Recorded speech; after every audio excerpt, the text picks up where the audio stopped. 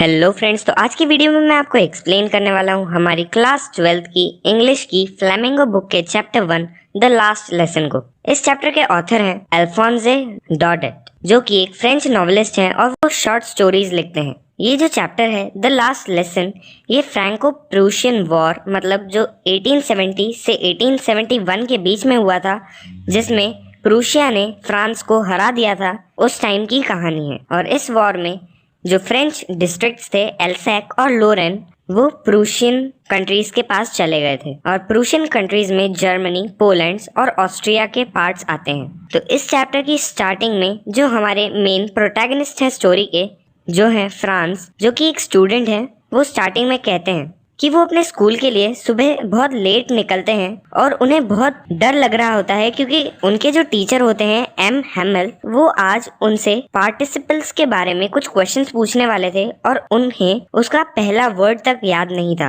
और जब France school जा रहे थे तब उनके मन में ये ख्याल आया कि स्कूल जाकर डांट खाने से तो अच्छा है कि आज मैं स्कूल जाता ही नहीं हूँ और शाम तक इधर उधर घूम लेता हूँ। तभी वो सोचते हैं कि आज का दिन कितना अच्छा है, कितना ब्राइट है, चिड़ियाएं आसपास चहचहा रही है। और वहीं पर एक सॉमिल के पीछे, सॉमिल जहाँ पर लकड़ियां काटी जाती है, उसके पीछे प्रूशियन सोल्जर्स मार्च कर रहे थे। उसे ये सब बहुत ही टेम्पटिंग लग रहा था, ये सब बहुत ही आकर्षक लग रहा था उन पार्टिसिपल्स के रूल्स को याद करने से। पर उनके पास इतनी मेंटल स्ट्रेंथ थी कि वो इन सभी ख्यालों को, स्कूल को बंक करने के, इन्हें छोड़ सकें और अपने स्कूल की तरफ जा सकें। तो वो जल्दी जल्दी अपने स्कूल की तरफ जाने लगते हैं। और जब वो टाउन हॉल के पास से गुजर रहे होते हैं, तभी एक बुलेटिन बोर्ड मतलब जो नोटिस बोर्ड है, उसके पास में वो बहुत ज्यादा भीड़ लगी हुई देखते हैं। और वो बताते हैं कि पिछले 2 सालों से जितनी भी बुरी खबरें थी वो उसी बुलेटिन बोर्ड से आती थी। जैसे कि वो कोई लड़ाई हार गए हैं, कमांडिंग ऑफिसर्स के जो ऑर्डर्स थे, ये सब चीजें उसी बुलेटिन बोर्ड से आती थी। और वो वहाँ पर बिना रुके ही, चलते चलते ही सोचते हैं कि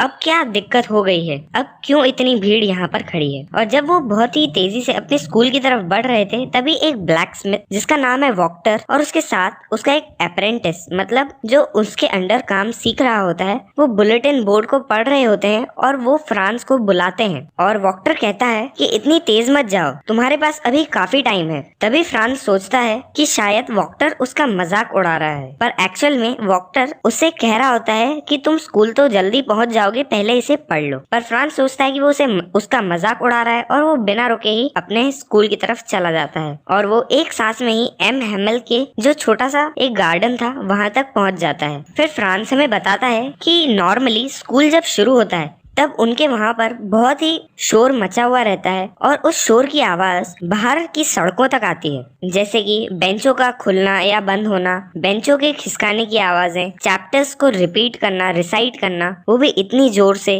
कि फ्रांस को अपने कानों पर हाथ रखना पड़ता था, तब जाके उसे कुछ समझ आता था। और उनके टीचर की आयरन की स्केल को उस बेंच पर पटकना, इस तरह की आवाजें बहुत जोरों से आती रहती थी। पर आज सब कुछ बहुत ही स्टिल था, वहाँ पर कोई आवाज नहीं थी, जैसे कि वो एक संडे का दिन हो जब स्कूल बंद रहता है। और यूजुअली वो इसी टर्बुलेंस के माहौल में, मतलब इसी शोरगुल में जाकर शांति से अपनी बेंच पर बैठ जाते थे और किसी का ध्यान भी नहीं जाता था। पर आज सब कुछ बहुत शांत था। वो खिड़की से देखते हैं कि उनके जो क्लासमेट्स होते हैं वो अपनी बेंचों पर पहले ही बैठ चुके होते हैं और एम हैमल जो उनके टीचर होते हैं वो अपनी टेरेबल आयरन रूलर के साथ वहाँ पर क्लास में वॉक कर रहे होते हैं। तभी धीरे से फ्रांस डोर को खोलता है ताकि वो क्लास में जा सके। और उस समय फ्रांस बहुत ही डरा हुआ होता है और उसे शर्म भी आ रही होती है उस क्लास में जाने से। पर तभी एम हैमल कहते हैं बहुत ही जेंटल टोन में कि जल्दी से जाकर अपनी बेंच पर बैठ जाओ लिटिल फ्रांस, मैं तुम्हारे बिना ही शुरू करने वाला था। तभी फ्रांस जल्दी से जाकर अपनी बेंच पर बैठ जाता है और जब उसके दिमाग से थोड़ा सा डर कम हो जाता है, तभी उसका ध्यान जाता है कि जो उसके टीचर होते हैं एम हैमल, उन्होंने एक बहुत ही सुंदर ग्रीन कोट पहना हुआ होता है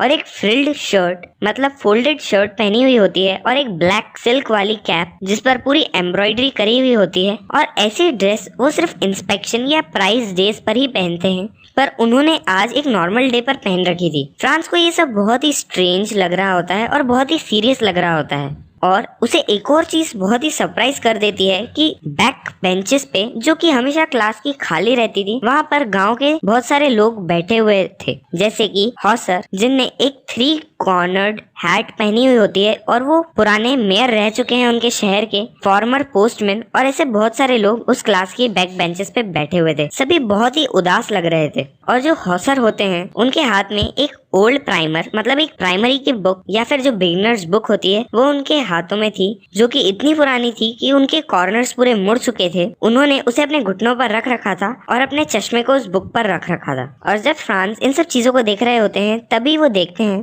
कि एम हैमिल बहुत ही जेंटल टोन में कहते हैं कि बच्चों, आज मेरा आखिरी लेसन है जो आज मैं आपको देने जा रहा हूँ। ये ऑर्डर बर्लिन से आया है कि अब आपके स्कूल में सिर्फ जर्मन ही पढ़ाई जाएगी, एल्सैक और लॉरेन डिस्ट्रिक्ट में, और कल से तुम्हारे लिए एक नया टीचर आ जाएगा और ये तुम्हारा फ्रेंच का लास्ट लेसन है, तो इसे बहुत ही ध्यान से सुनना। और ये सुनते ही फ्रांस बहुत ही शॉक हो जाता है और सोचने लगता है कि अच्छा, ये खबर थी जो टाउन हॉल पर लगी हुई थी नोटिस बोर्ड पर और इतनी भीड़ लगी हुई थी उसे पढ़ने के लिए। और वो बहुत ही शॉक टोन में कहता है, क्या ये अब उसका लास्ट लेसन है? उसे अभी तक तो ये ढंग से लिखना भी नहीं आता फ्रेंच लैंग्वेज को और अब उसे इसे पढ़ना छोड़ना पड़ेगा। वो बहुत ही बुरा फील कर रहा होता है कि काश उसने अपने लेसन्स को ध्यान से पढ़ा होता बर्ड्स और रिवर के अक्रॉस बैठने से अच्छा। और पहले जो बुक्स उन्हें बेकार लगती थी और बहुत ही भारी लगती थी उठाने से, जिसमें उनकी ग्रामर की बुक और हिस्ट्री ऑफ द सेंट्स आती है, अब उन्हें वो अपने पुराने दोस्तों जैसी लग रही थी जिन्हें वो छोड़ना नहीं चाहता था। और जो उनके टीचर थे एम हैमिल, ये थॉट कि अब वो उन्हें कभी नहीं देखेंगे, इसी थॉट ने उन्हें उनकी जो टेरिबल रूलर थी और उनका जो बैड टेम्पर्ड बिहेवियर था, इन सबको भी भुला दिया था। अब वो सोचते हैं कि अच्छा, इसलिए इन्होंने इतने अच्छे कपड़े पहन रखे थे आज क्योंकि ये इनका लास्ट लेसन है, और इसीलिए इतने सारे लोग विलेज के आखिरी की बेंचों पर बैठे हुए थे। उसे बहुत ही बुरा लग रहा था कि वो जो लोग थे वो भी कभी स्कूल नहीं गए थे और उन्होंने भी ढंग से कभी पढ़ाई नहीं की थी, और वो अपने इस टीचर को मतलब एम हैमिल को थैंक्स बोलने के लिए आए थे, जो कि 40 इयर्स तक लगातार यहाँ पर पढ़ा रहे थे और अब वो यहाँ पर नहीं रहेंगे। और जब फ्रांस ये सब बातें सोच रहा होता है तभी एम हैमिल एकदम से उनका नाम लेते हैं और उन्हें पता चलता है कि अब ये उनकी टर्न है पार्टिसिपल्स के रूल्स बोलने की। और तभी वो हमें बताते हैं कि उन्होंने पूरी कोशिश की ताकि वो लाउड और क्लियरली बिना किसी मिस्टेक के ये कह सके, पर वो पहले ही वर्ड पर मिक्स्ड अप हो गए और फिर बिल्कुल चुपचाप वहीं पर खड़े हो गए और वो पार्टिसिपल्स के रूल्स नहीं बोल पा रहे थे। उनका दिल जोरों से धड़कने लगा था और वो ऊपर देखने की हिम्मत भी नहीं कर रहे थे, वो नजरें झुकाकर वहीं खड़े हो गए थे। तभी एम हैमिल कहते हैं कि फ्रांस, मैं तुम्हें नहीं चिल्लाऊंगा पर तुम्हें बुरा लगना चाहिए। अब देखो क्या हो गया है। तुम हर दिन अपने आप से कहते थे कि तुम्हारे पास काफी टाइम है, मैं कल इसे याद कर लूंगा, पर अब देखो तुम कहाँ पर आ गए हो। ये एल्सैक के डिस्ट्रिक्ट के लिए एक बहुत बड़ी दिक्कत है और कल से तुम अब ये पढ़ भी नहीं पाओगे। और अब जो लोग तुम्हें रूल करने के लिए यहाँ पर आएंगे उनके पास ये पूरा राइट है ये कहने का कि तुम कहते हो कि तुम फ्रेंचमैन हो, पर तुम यहाँ तक कि फ्रेंच बोल भी नहीं पाते हो ठीक से और नहीं लिख पाते हो, जो कि तुम्हारी खुद की लैंग्वेज है। तो तुम फ्रेंचमैन कैसे हुए? पर तुम इतने बुरे भी नहीं हो फ्रांस, इसमें हमारी भी गलती है। तुम्हारे जो पेरेंट्स थे वो तुम पर कभी इतना ध्यान नहीं देते थे कि तुम पढ़ रहे हो या नहीं। वो तो चाहते थे कि तुम फार्म पर जाकर वर्क करो या फिर मिल्स में जाकर वर्क करो ताकि तुम थोड़े एक्स्ट्रा पैसे कमा सको। और मैं भी ब्लेम करने के लायक हूँ क्योंकि मैं भी तुम्हें कभी कभी अपने फ्लावर्स को जो कि गार्डन में है उन्हें वाटर करने के लिए भेज देता था instead of learning your lessons.